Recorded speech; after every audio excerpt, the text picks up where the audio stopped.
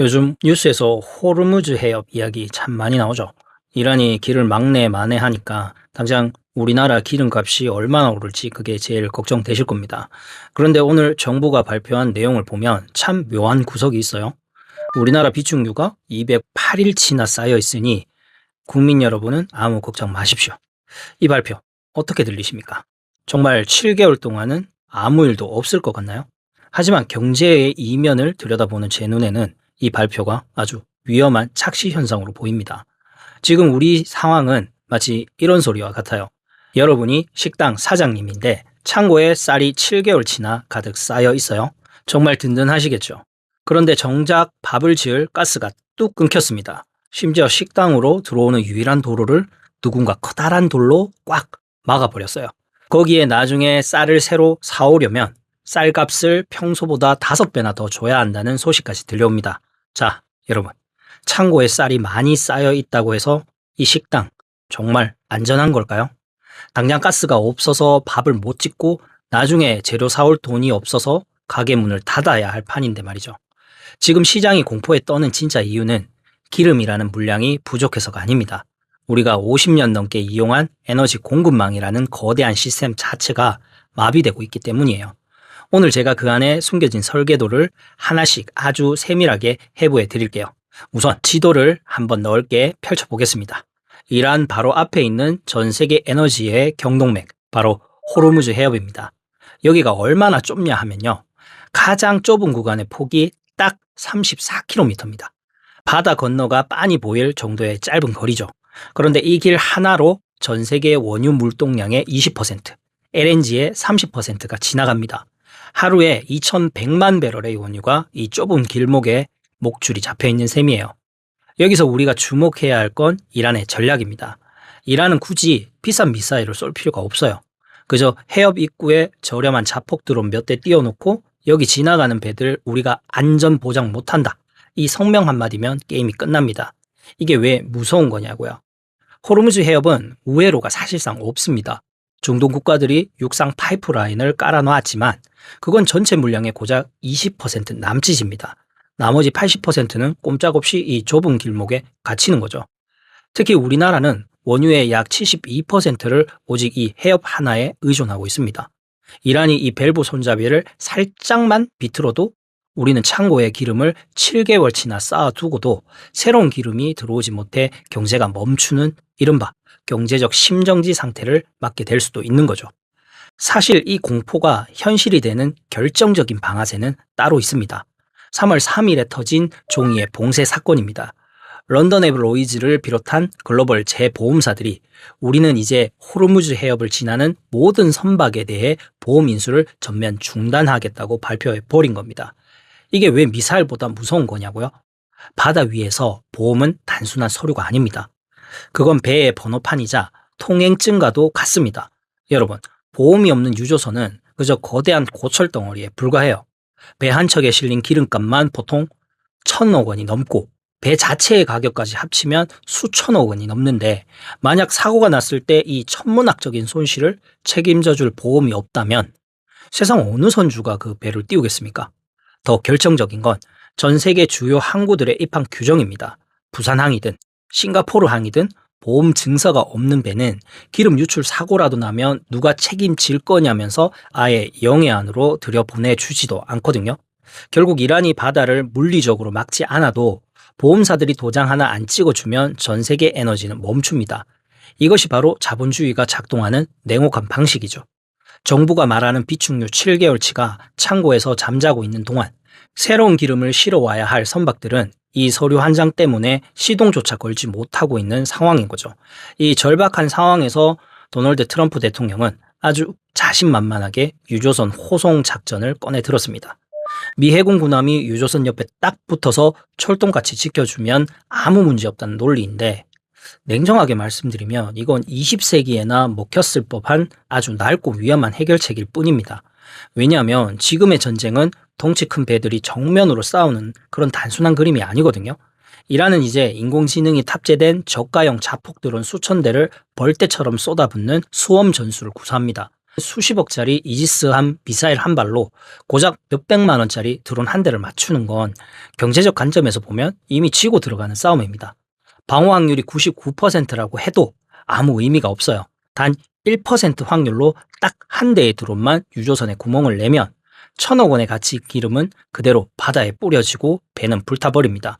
정부가 보험 보증을 서준다고 해도 선주들이 배를 띄우지 않는 이유는 실제 사고가 났을 때 발생하는 그 어마어마한 기회비용은 그 누구도 온전히 보상해 줄 수 없다는 사실을 잘 알고 있기 때문이죠. 결국 군사적 호의는 시장의 공포를 잠시 달래주는 진통제는 될지언정 우리 경제의 진짜 급소인 에너지의 흐름을 다시 살려낼 근본적인 치료제는 되지 못한다는 거죠. 그런데 사실 우리가 진짜 겁내야 할 킬러는 따로 숨어 있어요. 여러분, 정부가 말하는 비축유 7개월이라는 숫자, 그건 잠시 잊으셔도 좋습니다. 왜냐하면 석유는 비상금일 뿐이지만 LNG는 우리 몸을 돌고 있는 실시간 혈액이기 때문이에요. 이해하기 쉽게 비유 하나를 들어볼게요. 석유가 오래 두고 먹을 수 있는 창고의 쌀이라면 LNG는 유통기한이 딱 며칠뿐인 냉장고의 신선식품과 같습니다. 석유는 그냥 커다란 탱크에 담아두면 반년이고 1년이고 버티지만 가스는 영하 162도로 꽁꽁 얼려야 해서 보관하기가 무척 까다롭거든요. 그래서 우리나라의 LNG 비축부는 보통 2주일에서 길어야 한 달치가 전부입니다. 그런데 우리가 쓰는 LNG의 30%가 바로 이 호르무즈를 통과해 옵니다. 만약 해협이 보름만 막혀도 우리나라는 당장 불이 꺼지는 블랙아웃 위기에 직면하게 된다는 뜻이죠. 최근 AI 열풍과 데이터 센터 때문에 전력 수요가 폭증하고 있는데 가스 공급이 끊기는 건 국가 시스템 전체가 멈추는 재앙이나 다름없습니다. 여기에 원달러 환율 1,500원이라는 폭탄까지 터졌습니다. 오늘 새벽 환율이 결국 1,500원 선을 뚫었다는 소식 다들 들으셨을 거예요. 이게 왜 무서운 거냐고요? 우리가 기름과 가스를 사오려면 반드시 달러가 필요하기 때문입니다. 유가는 오르는데 환율까지 미쳐 날뛰면 평소보다 훨씬 더 많은 우리 돈을 달러로 바꿔서 기름값을 지불해야 하죠. 그럼 시중에 달러가 마르기 시작하고 우리 원화 가치는 더 떨어집니다. 결국 주유소 기름값만 오르는 게 아니라 우리가 먹는 음식의 원재료부터 공장을 돌리는 전기료, 그리고 모든 물건을 실어 나르는 물류비까지 도미노처럼 모든 물가가 수직 상승하게 됩니다. 이게 바로 한국은행이 가장 두려워하는 외통수 상황이죠. 물가를 잡으려고 금리를 올리자니 대출받은 서민들이 죽고 경기를 살리자니 우리 돈이 휴지 조각이 되는 상황. 정부가 발표한 비축유 7개월은 우리가 굶어 죽지 않게는 해주겠지만 그 기름을 사올 돈이 우리 지갑에서 먼저 사라지는 건 막지 못한다는 것이죠. 이렇게 중동의 불길이 우리 안방까지 번지고 있을 때 미국은 이미 이 판을 완전히 뒤바꿀 거대한 역습을 준비하고 있었어요. 이 호르무즈 해협 앞에서만큼은 기묘한 손을 잡고 있다는 사실이죠. 사실상 2026년 3월 현재 이 기괴한 연합이 이란의 숨통을 가장 강하게 조이는 보이지 않는 족쇄가 되고 있어요. 겉으로 보면 트럼프 대통령은 연일 중국산 제품에 추가 관세를 때리고 있고 시진핑 주석은 이에 맞서 보복 조치를 논의하며 서로 으르렁대고 있죠. 하지만 에너지라는 국가 생존의 문제 앞에서는 이야기가 완전히 달라집니다. 중국은 전 세계에서 이란산 원유를 가장 많이 사오는 큰손입니다. 하지만 동시에 사우디와 카타르에서 오는 LNG가 끊기면 당장 상하이와 선전의 거대 공장 단지들이 멈춰서야 하는 절박한 처지이기도 하죠. 그래서 중국은 지금 아주 정밀한 양면 전략을 쓴다는 점을 우리는 눈여겨봐야 합니다. 앞에서는 미국의 군사행동을 국제법 위반이라며 맹비난하지만 뒤에서는 이란 지도부를 향해 아주 무서운 경고를 날리고 있어요. 호르무즈 해협의 가스성만큼은 절대 건드리지 마라라고 말이죠. 만약 이란이 선을 넘어서 중국의 에너지 공급망에 타격을 주면 그동안 이어온 중국과의 모든 경제적인 협력은 그날로 끝이라는 겁니다. 트럼프 역시 중국의 이 절박함을 정확히 꿰뚫고 있습니다.